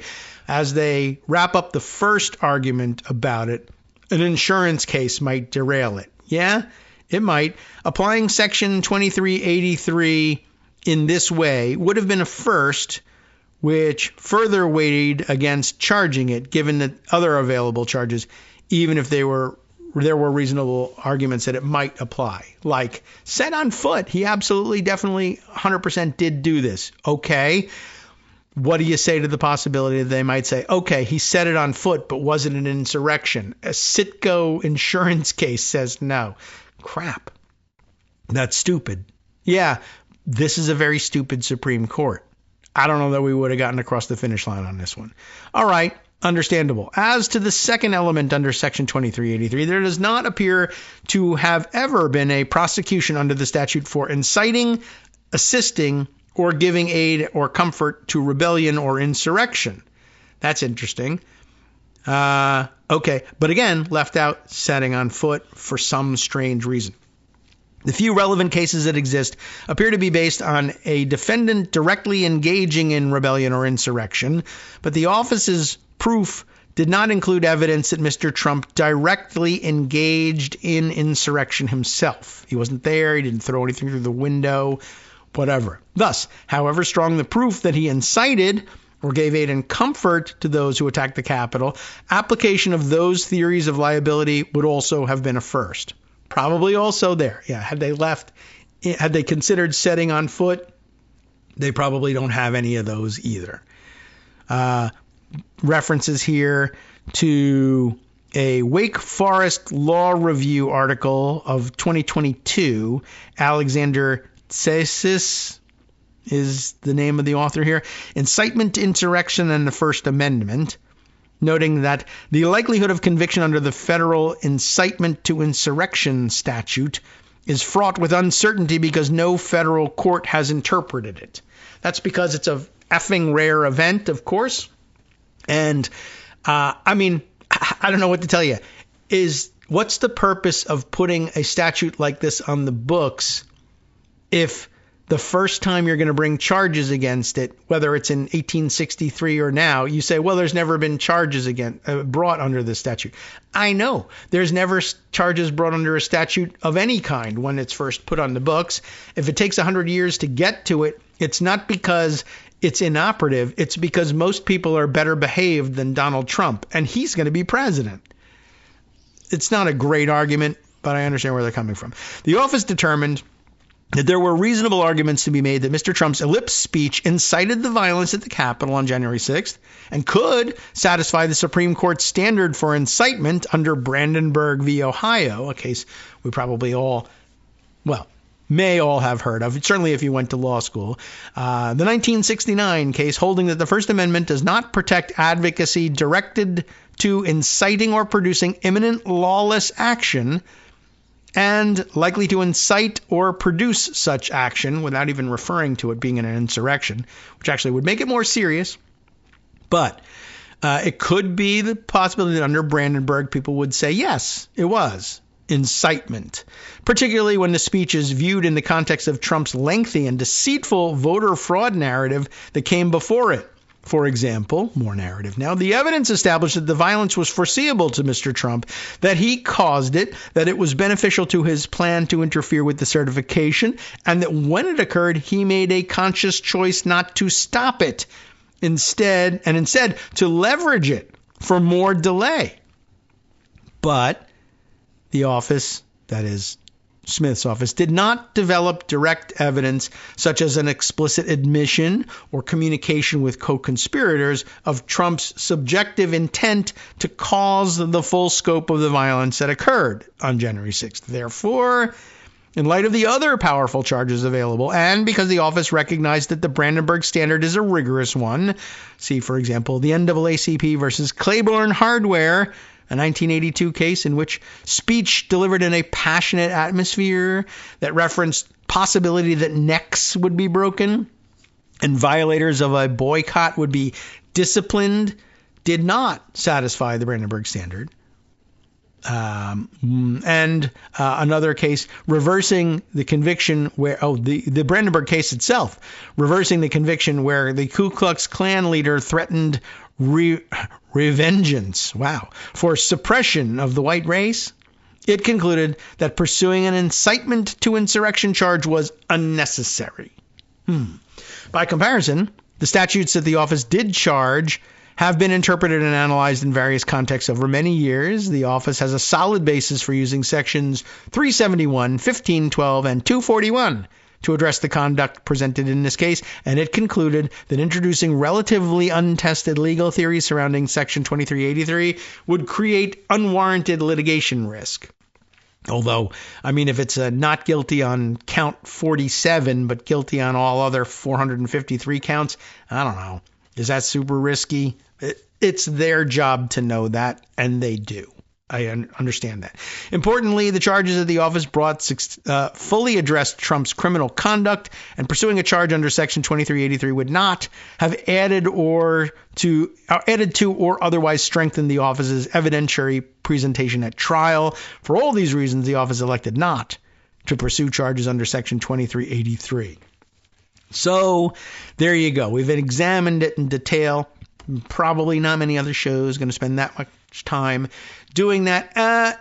And we probably shouldn't have either, but I don't know. It seemed important to me. So speaking of January 6th activities, let's add this. I think this is probably worth some of our time. I happened to see on Blue Sky yesterday the comments from Ryan Riley. You know Ryan J. Riley from NBC News and other places, I think, and probably social media as well. Very active and author of Sedition Hunters. This guy knows January 6th activity inside out. He has this to add. Is it in the context of the report? I don't think so, but it goes along well with it. Just so you know what's going on, right? Trump coming back into power. That's why they didn't prosecute him. But what else is happening? He gets back the pardon power. What's he going to do with the pardon power? On day one, I'm going to pardon all the January 6th political prisoners. And they're trying to parse this now. Are you going to pardon people who are guilty of violent offenses? Are you going to pardon people who are guilty of violent offenses against the police, which you keep saying is a horrible, horrible thing when other people or Democrats or people of color do it? Okay, he's going to be a hypocrite about that. But they even got J.D. Vance to say, well, we probably shouldn't be using it for pardoning violent offenders of January 6th. We'll see. Anyway, but on that subject, who are the kinds of people likely to get pardons under these circumstances that would be hugely objectionable, but that Donald Trump might do anyway, and we're all going to be standing there saying, that's not right? Well, here's a profile of one. FBI Director Chris Wray, not that he was going to get the pardon, and he wasn't part of the insurrection. This is just setting up a January 6th defendant. How bad is he? He's so bad, I guess, that Ryan reminds us that FBI Director Chris Wray, in his 60 Minutes interview, mentioned the January 6th defendant convicted of plotting to murder the FBI agents who investigated that particular rioter on his January 6th charges. This is very interesting because he also points out not only is this incredibly beyond the pale. You understand what I've said here? It's a little convoluted, but what we're talking about is a January 6th rioter who was, caught on video like all of them and prosecuted for his insurrection activities on January 6th, who was then nonetheless released from prison pending trial. And what did he do with the time that he was out? He got together with another January 6th guy and said, let's murder the FBI agents pursuing the case against us while we're out. And then if they're dead, maybe we won't be prosecuted because they're the only ones who know our case. And maybe we have to kill some other people if somebody else picks up the case. I'm not clear what the end game here was supposed to be, except for the fact that they said, now that we're out, released on our own recognizance, what should we be doing with our time? Plotting the murder of FBI agents who are prosecuting our case. That's incredible. And they stand to be pardoned by Donald Trump, which is also incredible. And it's also incredible that, as Ryan points out, generously, at maximum, I think maybe 3% of Americans are aware of this conviction, by which I mean the guy was convicted of plotting to murder the FBI agent. So he's on trial for the January 6th stuff and commits another huge crime of insurrection and is convicted on that crime. And most people just don't know it, including me. I think Ryan's right.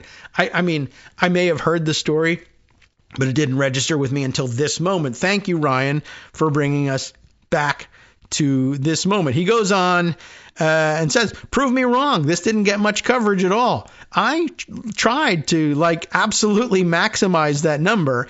I think I'm probably way overstating the actual percentage. And did I mention that the FBI said he was armed on January 6th? Armed when he became the fourth person to breach the building. This is really something. And they were peaceful tourists just having a day of love. They were unarmed. Not this guy. This guy was visibly armed, carrying a gun when he broke into the Capitol. And who knows what he intended to do with the gun, but I think we got some good guesses. So he's awaiting trial, and they said, you know what? Release the guy who brought a gun to January 6th pending trial. Don't worry, we have a mechanism for keeping up with these guys. The full weight of the law will be brought down on them if they pull any shenanigans while they're out. Well, they did pull shenanigans, and we did bring the full weight of the law down on them, and nobody noticed. I brought a gun to the Capitol. Should we let this guy out? No, not really, but go ahead. To be fair, let's let him out. He's still got guns, and he's plotting to murder FBI agents. We'll have to convict him of that. We can't let that go. But they didn't, and nobody noticed. That's where we are. And so now I bring you, one of two articles that are linked in that thread, which I think you should see, and we're running out of time to even get to the most relevant of the two of them, but come on, Pocket, give me this one. NBC News. I'm sure this is Ryan Riley's own reporting. Yes, it is. Date on it, November 20th, 2024. Very recent. January 6th rioter is convicted, not of January 6th rioting, but of plotting to murder FBI agents who investigated him. Edward Kelly is the name of the man in question. A Donald Trump supporter and an anti-abortion extremist, was among the first rioters to breach the U.S. Capitol, he reminds us. And guess what? He's now been convicted of plotting to kill FBI special agents who investigated him over his crimes at the Capitol on January 6th. Edward Kelly, convicted in November of assaulting law enforcement officers and other crimes during the Capitol attack, was also found guilty on Wednesday of 3 additional charges: conspiracy to murder employees of the United States, solicitation to commit a crime of violence, and influencing or retaliating against federal officials by threat. The murder plot trial, which started on Monday, and this is back in November, took place in Knoxville, Tennessee. Did you hear about it? NBC News affiliate WBIR in Knoxville reported that the jury convicted Kelly on all 3 counts after just an hour of deliberation. It's pretty damn clear, right? Kelly will be sentenced to the murder plot case on May 7th. It's going to take a while. 1 month after he's scheduled to be sentenced on his Capitol case on April 7th. Kelly's trial in Knoxville featured testimony from co-defendant Austin Carter, who pleaded guilty in November of 2023. Carter told authorities that he and Kelly plotted, quote, to murder employees of the Federal Bureau of Investigation in December of 2022. Months after Kelly's arrest on January 6th charges, Kelly provided a list of about 37 members of law enforcement who worked on his January 6th case, prosecutors alleged. Carter, according to WBIR, told jurors that Kelly thought the country was headed towards civil war. Oh no, why would we charge anybody under Section 2383? We haven't charged anybody under that since the Civil War. Ding, ding, ding. Yes.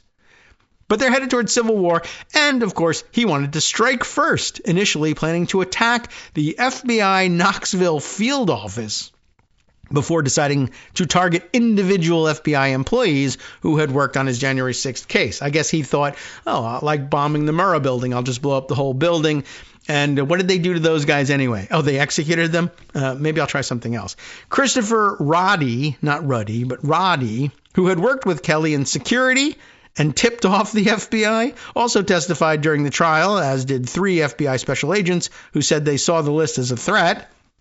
The Justice Department said that evidence presented during the trial showed that Kelly developed a kill list of FBI special agents and others who investigated his conduct, and that he was recorded talking about developing a course of action for their mission, giving instructions to start it, attack, and take out their office if he was arrested again. So if they catch me trying to murder them, my instructions are to you, bomb the office. That guy's bad. Every hit has to hurt, Kelly said in the recording, according to the DOJ. Every hit has to hurt. Kelly, an anti-abortion activist, wore a sweatshirt reading TCAPP, standing for The Church at Planned Parenthood, when he became the 4th rioter to breach the U.S. Capitol. During his trial in Washington on the January 6 charges, the government made the case that Kelly had been armed with a weapon when he stormed the Capitol, while prosecutors illustrated that Kelly was wearing a gun holster that could be concealed on the inside of his pants and showed what they believed to be the printing of a gun. They didn't conclusively prove that that allegation, and it was not central to their case. During the January 6th attack, though, prosecutors said Kelly's wife messaged him to ask how things were going, writing that she didn't believe the fake news. Kelly encouraged his wife to download Signal, the encrypted communications app, prosecutors said. FBI Director Wray said that threats against members of the FBI were reprehensible and dangerous and would not be tolerated by the Bureau. And yet, here they are. Well, he did get convicted. We'll see whether he stays on the list for pardon from Donald Trump. That would not, as they say, augur well. NetworksRadio.com. You have been listening to Kagro in the Morning with David Waldman. All right, well, we got most of that one on the record. Time now to hand things over to Justice Putnam for the West Coast Cookbook and Speakeasy, and he's got lots on tap for you today, including right-wing Maple MAGA Alberta Premier Danielle Smith, who took the pilgrimage of shame from Canada to genuflect at Trump's Mar-a-Lago. Humiliated. We'll find out why if you stay tuned.